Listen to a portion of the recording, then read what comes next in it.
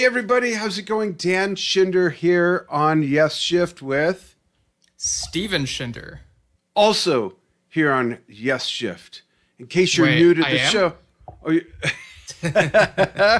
In case you're new to the show, well, in case someone watching or listening is new to the show, Steve, give them a heads up. Yeah, so this is a show where we're a father-son podcast. He's the father, I'm the son. Okay, good. I didn't get it backwards that time. And we talk about the band Yes, as well as its members, past and present, what they've been up to, what they are up to. We get we really branch out sometimes, and this is no exception. So on this episode, since... In Prog News and Yes Periphery, extended family and stuff, as you'll hear about at the end of this episode, because we're going to talk about the next two big interviews we're doing as well. Yeah, definitely. We'll get into all that. But yeah, this is another birthday episode. So Dylan Howe, son of Steve Howe, drummer, born August 4th, 1969.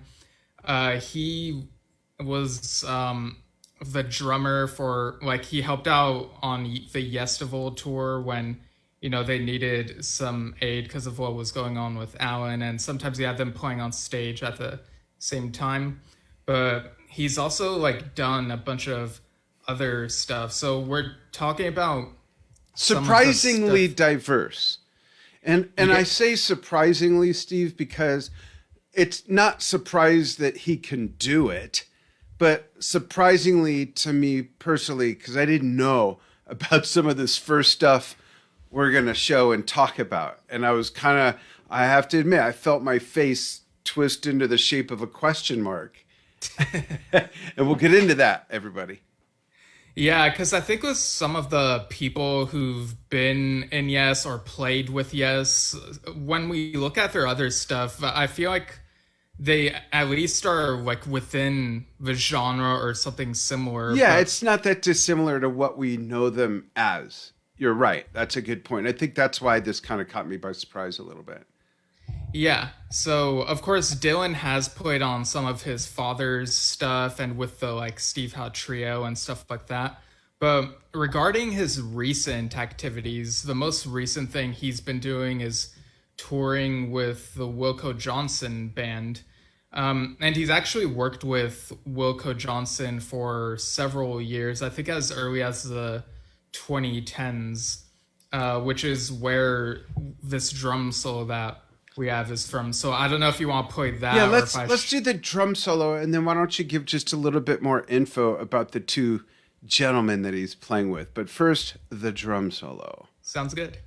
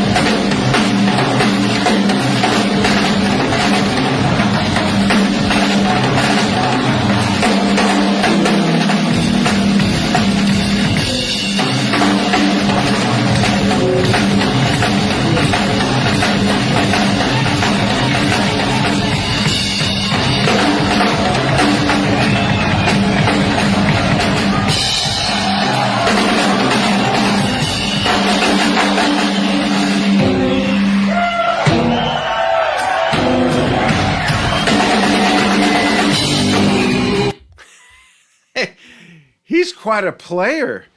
Quite a player. I wish the audio was better on that, folks, but he's doing such an assortment of stuff. So before we show a video of who he's playing with, Steve, talk a little bit more about who he's playing with and the background.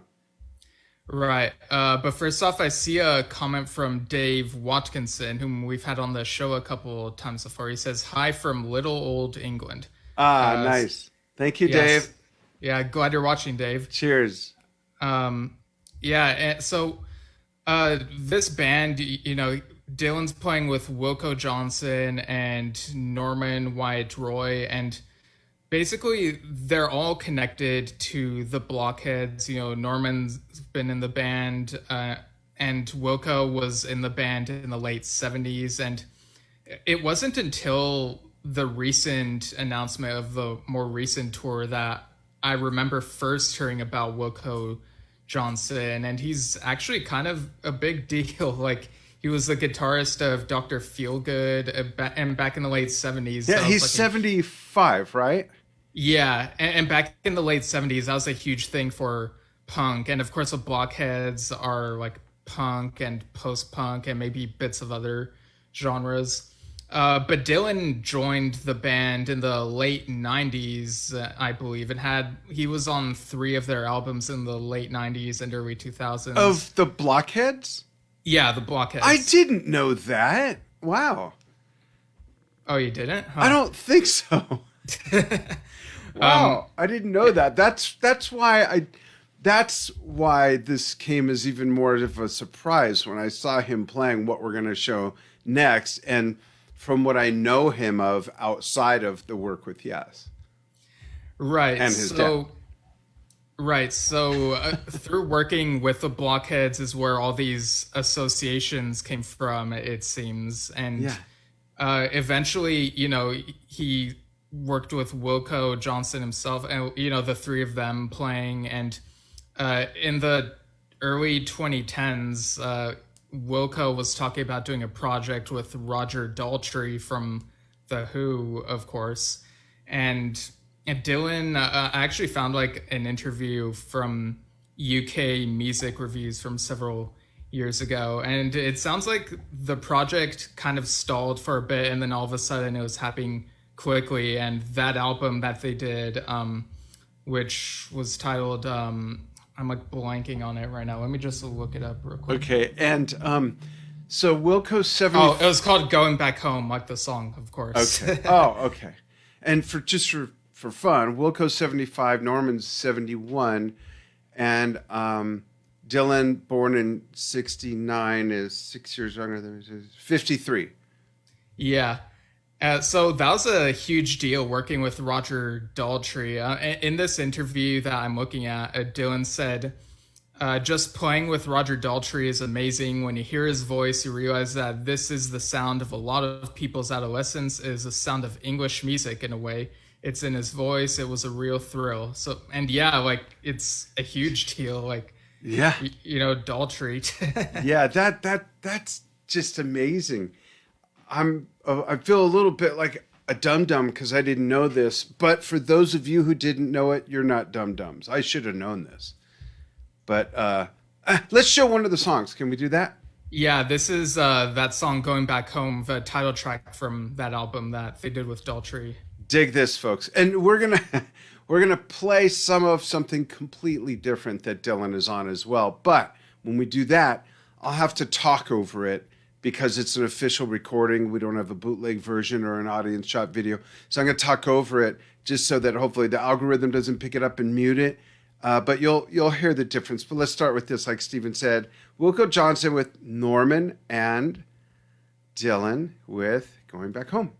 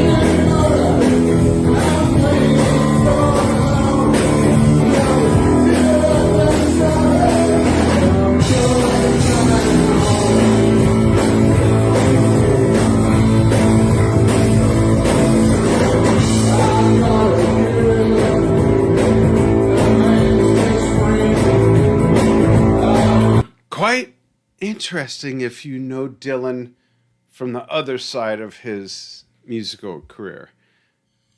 Yeah, the stuff with Wilco that I've heard, they did an album. Dylan was on his album "Blow Your Mind" back in 2018, and it's very rhythm and blues sounding stuff, and you get a bit of that in these live clips as well. This is from the recent tour. Well, I guess it's still going on. Like, there's still a couple upcoming European dates in late August and in September, and then a few next year, which people can find out wilcojohnson.com.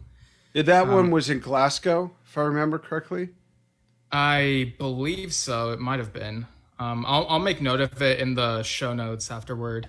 Okay, and then we have another one, which is Bye Bye Johnny. Yeah, it's a cover. Let's show a little bit of this one. For those of you old schoolers, you may recognize this.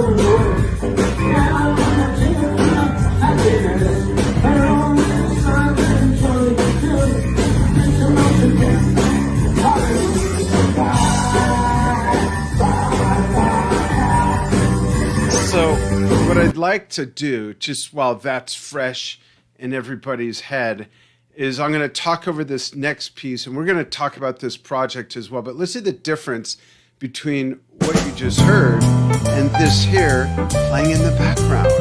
And Stephen, this of course is the Ben Crosland Quintet. There's 5 of them. Dylan's one of them, playing the drums. And I'm going to kind of just double click on a couple of these different things. It's like, this music is beyond cool. And if you compare that to what we heard here, just going back a moment.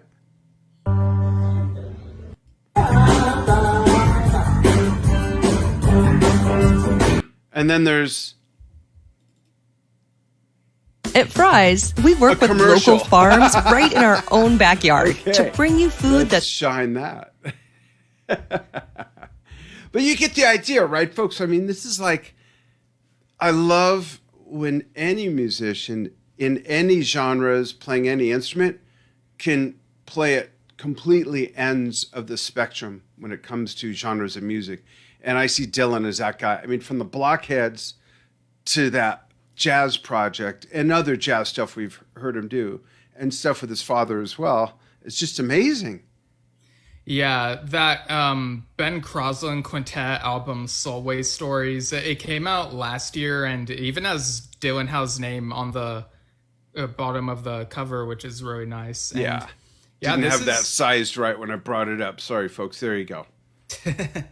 and this is really good stuff. It's very jazzy. The first song, Driving North, really, gives you a good idea of what you're in for. And, because of how my mind works, sometimes I'm like noticing little things that remind me of Yes. And so in Driving North, there's like this little bit that reminded me of, Sound Chaser, like the beginning, like that part of Sound Chaser. Oh, it's the electric piano. Yeah, it's like, oh yeah, of course. It's a reminder that there are jazzy moments in some Yes music, in Sound Chaser, and there was something that reminded me of their cover of Something's Coming. Oh. And I also really love the track A Lil Sark Funk on the Soulway Stories album. It's very complex, has nice twists and turns. And you can hear Dylan doing like really good stuff all throughout. He can do like the laid back jazz stuff, but also the more like super quick jazz stuff. Yeah, some really aggressive fluid stuff. Yeah. I think there's a little bit of a cha-cha in there on one song, and This is a great album. It really is. If I didn't know it was him, I'd feel the same way. Like, this is just a really good jazz album. You know, Enja, for those who don't know, that's my wife. Enja is really into jazz, and I can't wait to play this for her. Yeah, really it cool would stuff. definitely make for really good. You could play it at like a gathering, if you will, and it would just make really great. You could play it ambiance. at a Magic the Gathering if you want. Oh, like the card game? What kind of scotch was that? Wait, what? In the oh, never mind. Just kidding. Oh, well, I was drinking water I'm from just my kidding. mug. I've got. I had yeah. tea, but it's gone. I see a comment from Dave Watkinson. He says, I'd like to see that band play at Ronnie Scott's. I shall look out for his work more in town. That'd be a great venue for sure. Totally fitting. Yeah. Yeah, but I think people can kind of get what we're saying is that Dylan's able to play in all these different styles. I was able to listen to the first Blockheads album that he was on, and there's a couple of like psychedelic tracks on that. Like, for example, Happy Hippie, you know, of course that would be like really psychedelic. And there's also some spoken word sounding stuff on Books and Water. And, you know, he's just really great at blending into like some jazz stuff and some punkish sounding stuff. And it's, you know, he's just able to adapt, I guess is what I'm saying, which is really good for a drummer or any musician to do. Yeah, absolutely. And, you know, sometimes influence is everything. And his father was very much into American, Western Americana, everything from fashion to the music. Wes Montgomery was one of Steve Howe's biggest influences. So if you look at that and then the time period that Dylan grew up, I guess the Blockheads definitely all of a sudden make sense, you know, that and look at what Steve and Virgil have done together. So imagine the music, you know, going on in that home, the classical music, of course, you know. So it's not a surprise, but it was surprising to me because I never knew about the whole Blockheads thing with him or Wilco Johnson or playing with Norman. Right. Yeah. And, you know, Oliver Wakeman has talked about, maybe even said it on our show, but he talked about how like during the ABWH touring days, you know, Oliver, you know, he's Rick's son, but was talking to Steve Howe, and Steve's son Dylan was talking to Bill Bruford, and Oliver thought it was funny. Well, the keyboardist's son is talking to the guitarist, and the guitarist is talking to the drummer. Yeah. It's just like, it's a really funny, neat thing, I guess, like the next generation of musicians who are like all sons of Yes members. And we've talked about this before, but Dylan appeared in that music video for Jazz Sabbath earlier this year. That's right. Yeah, Adam Wakeman's fictional band where it's like a jazz band, and the premise is that Black Sabbath stole their music, and it's like a funny, neat thing. I wish I thought to bring one of those up for this. Right, but Put a link in the comments later for people. all right, yeah, I will. But yeah, I don't know. It's just sort of funny to me. Like, it makes me wonder, like, how often do these guys talk to each other, if at all? Right. You know. Yeah. And I know that, like, in the past, people have like speculated, like, could any of these guys like be part of like a future Yes lineup? And we've kind of gotten bits of that in different eras. We know that Dylan almost played on the Topographic Drama tour, but because of visa problems, they got Jay Sean instead. But then he did the Yestival tour, and it kind of makes you wonder, like, if he had done the Topographic Drama tour, would he have still done the Yesival tour, or would he like maybe have thought, you know what, this is cool, but I think I'd rather do this other stuff? Yeah, who knows? Yeah. Yeah, because I don't know if we've ever gotten an official reason for why they switched back to Jay. And like, people could speculate, but I don't think we really need to. It's just it's a curiosity, I guess. Like, yeah. Yeah.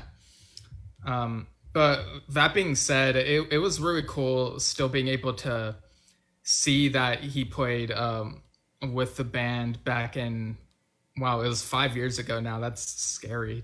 Wow. I would have guessed 2, but of course that's impossible because no one was playing anywhere. That's just bizarre. 5 years ago?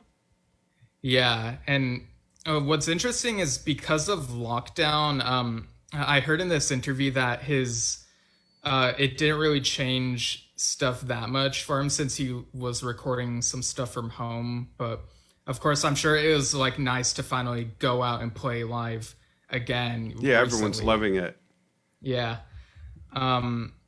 But yeah, was there anything else you want to talk about before we go into like a bit more of the like yes stuff, I guess? No, I think we covered all of that to the extent that I had in my mind. I just really want to emphasize again how impressed I am with his versatility. Yeah. It's so important as a musician to even listen to music that you might not like, because everything came from somewhere else. And sometimes people believe that their musical influences only listened to what they sound like. But in a lot of cases, there wasn't an example of what they're doing before they did it because they were the first ones to do it. People like Carmine Appice, Ginger Baker, John Bonham, people of that era, they didn't have rock to listen to.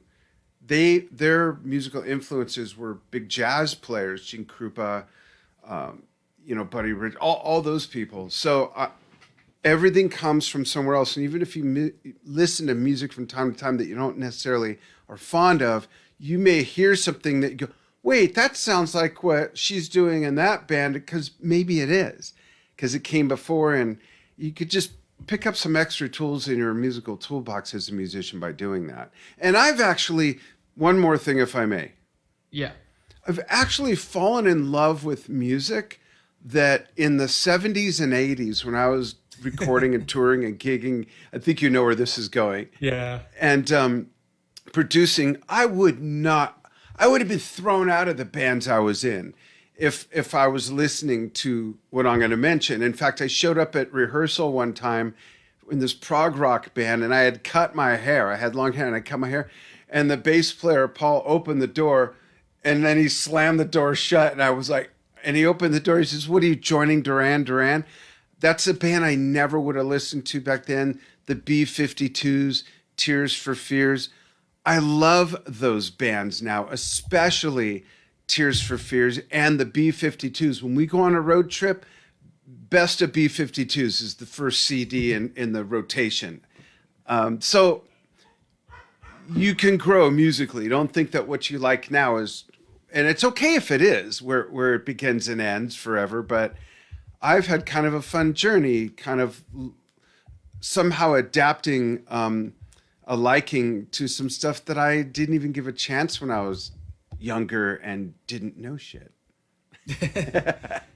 Yeah, I have a comment on that sort of line of thought. But first, I see that a few minutes ago over on the Drum Talk TV comments, Maria Therese said, "I feel like a blockhead," and then the Maria, thanks for chiming in. Yeah, and then the laughing and crying emoji, and then Maria adds, adaptable is key. So yeah, adaptability is key in music. Cool. Thanks, Maria.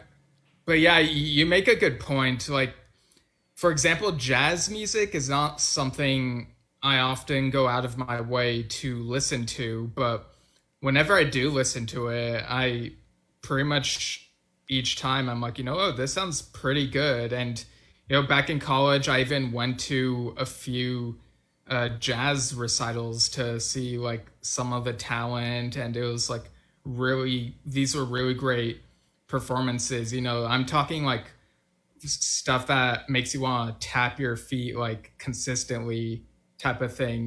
There's just young talent out there playing all sorts of different genres. Yeah, absolutely. That Ben Crosland Quintet album is a great introduction well, it wouldn't be an introduction for you, but extension of your jazz listening, because it sounds so modern, but there's some great traditional stuff going on in there. It's a great album. Yeah, some of the stuff that Dylan's on feels modern, but some of it also feels kind of like a throwback to, like, for example, the Blockheads album that I mentioned. Sounds like parts of it are like a throwback to late 60s, early 70s type of stuff, and it's great how like you can still carry forward some of those older sounds, but also like add some new stuff to it. Yeah, did I thought of this as soon as you mentioned Roger Daltrey. Did you see the movie Quadrophenia? Yeah, I remember several, like, I think it was it was over 7 years ago, I think, maybe early 2015. And I told you that I watched it, and you said that it was like a huge part of your like growing up or something, right? Like it was a huge and the Blockheads fit into that because you had the rockers and the mods, right? Is that what it was, or the mods and the punks? Now I'm confused. Oh, like the different factions. Yeah, the two, and the I think it was the mods that rode the scooters with all those mirrors, and that's like what the Blockheads were born out of. That stuff, the Sex Pistols. Early punk was born out of that early 60s era where like even Pink Floyd has traces of some punk stuff in those early years, as did The Who, and then it kind of splintered off into you're the one or the other kind of a thing. Yeah.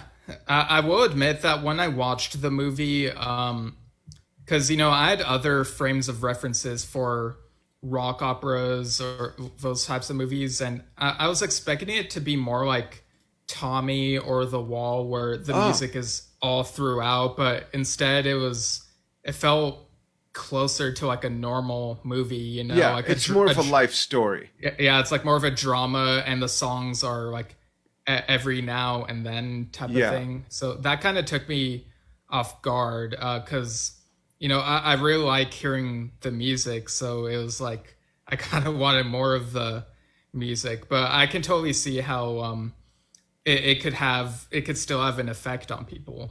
Yeah. Cool. So moving on to some Yes related stuff. Yeah. So do we talk a little bit about the Yestival tour, or do these? Let's do that, and then we're gonna play something at the end of this from that. Right. So again, and we don't have to spend too much time on this since we focused on it a lot last year, but that Yestival tour where they played one song from each album, from the first album to Drama, it was a neat idea. There were maybe a couple things I would have swapped, but it's still really cool that they had Dylan on that tour. And in the clip we're going to show later, you see father and son performing side by side, which I think is really cool. Who would do that though? Oh, wait a minute. Right. And just the clips I've seen from that tour, it seems like the performances were really good. And you got to see it, and you've said like it was really cool to see. But I don't know like what else to say about the tour. Really. I keep forgetting where I saw that and that you weren't with us. I think you saw it in Phoenix, at the Celebrity Theater in the Round. And I keep forgetting that you weren't at that show with us because we've done so many other things together. It was just Enja and I. Yeah, I think it was, like, for me, it was a budget thing. And, I had seen Yes the previous year, and I hadn't seen ARW live. So I decided to see them around that time. And this was Las before Vegas. You hit it big, obviously.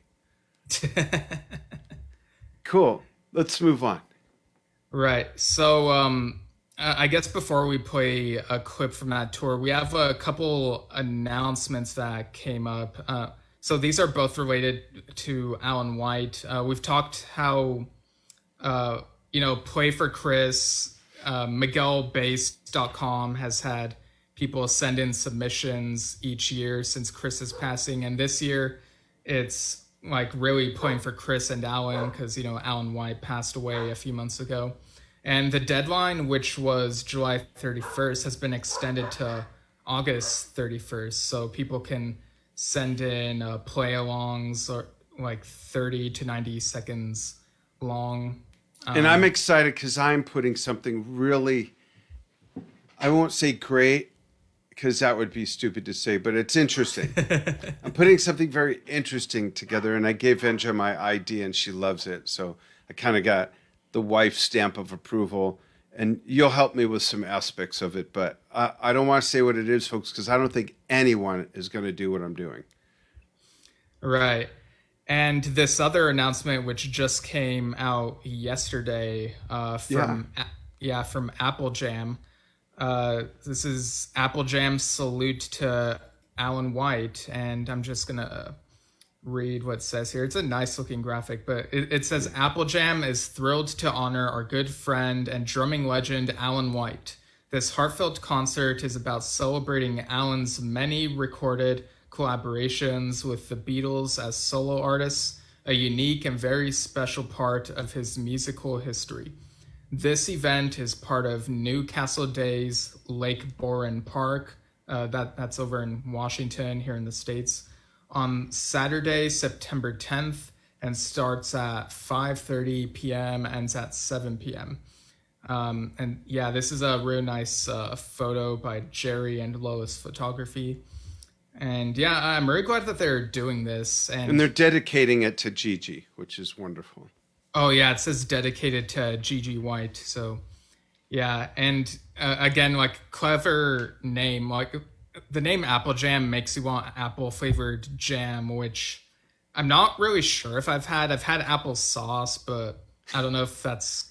I don't know. Maybe there's a debate there I'm unaware of. But yeah, I'm really glad that they're honoring Alan in this way, because we're so used to thinking of him with Yes, and there have been like so many tributes to his time in Yes, and this is like honoring that other side of what he's notable for, right? Yeah, recorded with both John and George, and of course did a bunch of work with Joe Cocker as well.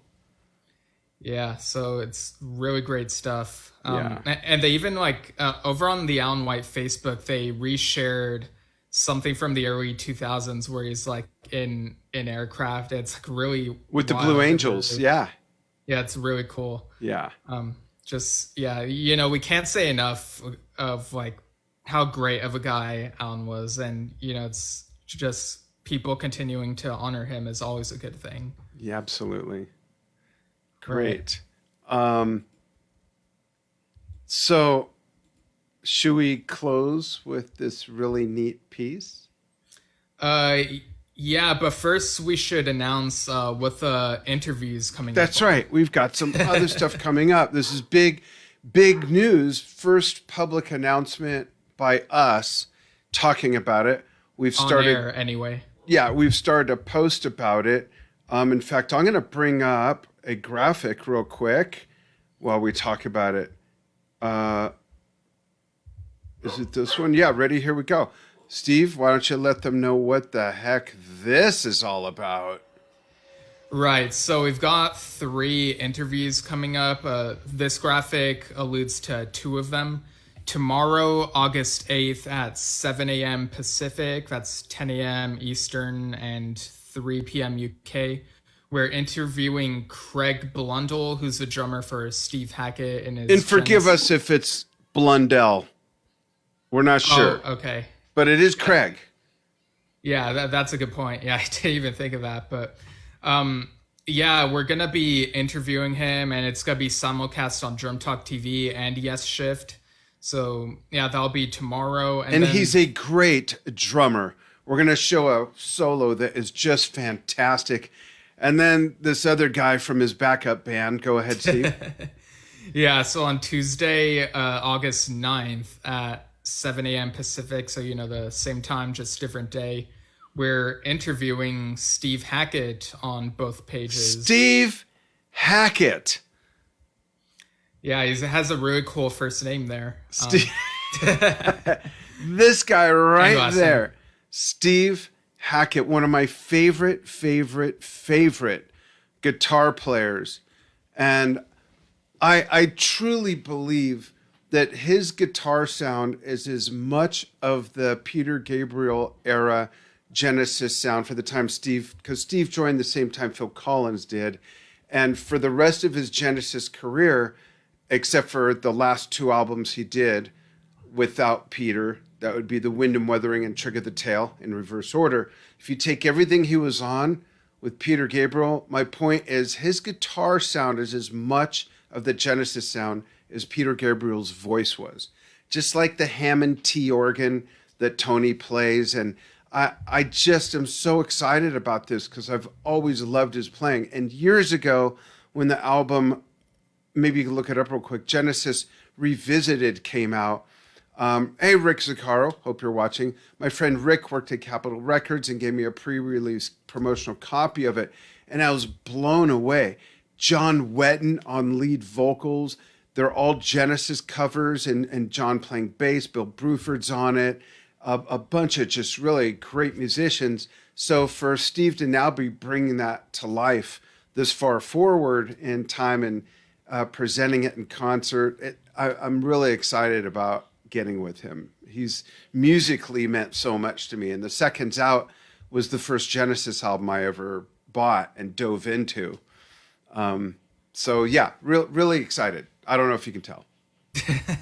Yeah, no, I think the 70s Peter Gabriel era might be my favorite era of Genesis. I have to go back and re-listen, but yeah, this is big. And of course, he's worked with a couple Yes members, GTR with Steve Howe. Right, we're going to talk to him about that.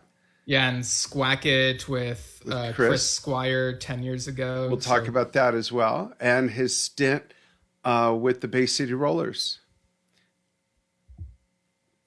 Yeah. Just kidding. Okay, yeah, I wasn't sure if you were joking or not. Very because I was like, the name sounds made up, but also it might not be made up. It's a real band, but it was kind of a look them up later. Okay. Yeah. So yeah, and later that Tuesday at 4 p.m. Pacific, we'll be interviewing Dave Kersner, who lately has released a new solo album called The Traveler, and which of course features Billy Sherwood and John Davis. And of course he's worked with them and Jay Shellen in Arc of Life. And Durga McBroom is on the album as well from Pink Floyd. Yeah, he's worked with a lot of different people, and so it's I first learned of Dave when I got familiar with Simon Collins' album before I interviewed him on Drum Talk TV a few years ago. Gosh, that had to be 8 years ago now, 7 years ago, something like that. And his band Sound of Contact, and Dave was in that band for a while. I don't know if he's back. I'm not sure. But that's how I first found out about Dave and connected with him. Yeah, I remember you turned me to Sound of Contact about 8 years ago, and I was like, wow, this sounds really good. Yeah. So that must have been, when it was. Wow, time just... So that'll be fun. And then we've got a couple episodes coming up on Tuesdays at 5:30 p.m. Pacific, 8:30 p.m. Eastern, and that's going to be part of our solo album series that we do. We're still going through that, and that features the first solo album of any Yes member that was their first album after joining Yes. So we'll be featuring Bill Bruford's Feels Good to Me and Jeff Downs' first solo album he put out after having joined Yes. So those are a couple other the Light program. Episodes. Yeah, and same time for the 30th as well. We kind of discussed an idea for that one, but maybe we'll save it for another time. Because I don't remember the idea. Oh, yeah, I do. Okay. Yeah. We can mention it. Let's mention it. We don't have to give. We could say who it's honoring. Yeah. We don't have to give them the idea of the show yet because we're still sanding it down and polishing it. All right, yeah, it's a topic that's Roger Dean related. Yeah. So his birthday's around then, so we're gonna honor Roger.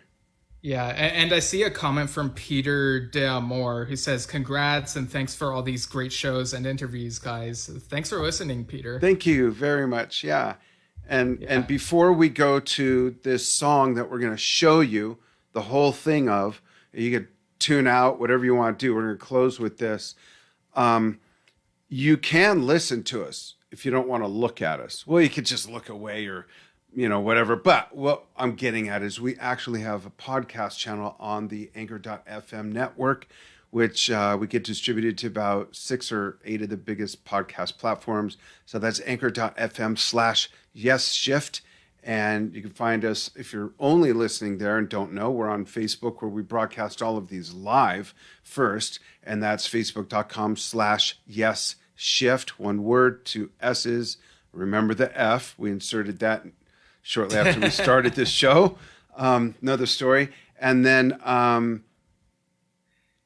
and we're also on YouTube. I've been, I post these on YouTube after, and I've also been trickling in some of our older episodes. And if you want to send us like a donation, like support or whatever, you can again go to anchor.fm/YesShift and click the support button. And yeah, like we said, we're on various podcasting platforms. And feel free to submit ideas or just give us feedback. Yeah. Go ahead. Oh, sorry. You can email us at yesshiftpodcast@gmail.com. Yep. And once again, just happy birthday to Dylan Howe, Happy birthday, Dylan. Got to have you on the show, Dylan. So I was going to interview him on Drum Talk TV during the Yestival tour and was hoping to get with him in Phoenix when they came through. But the schedule just didn't line up. So I got to reach out to him again. I'm sure he'll come on. Well, I'm pretty sure he'll come on. Yeah. So we thought we'd close with this. This features Dylan playing during the Yesville tour, as Stephen said, next to his dad, Steve Howe, with Alan on stage. And this is Don't Kill the Whale. We'll just let the whole thing play out for you. So enjoy this.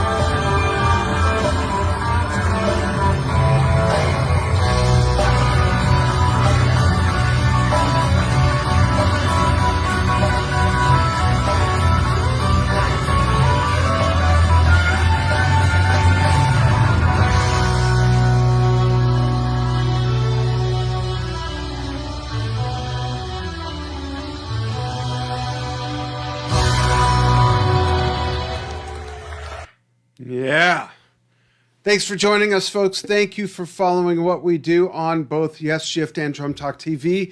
And we will see you soon with much more to come. Thanks.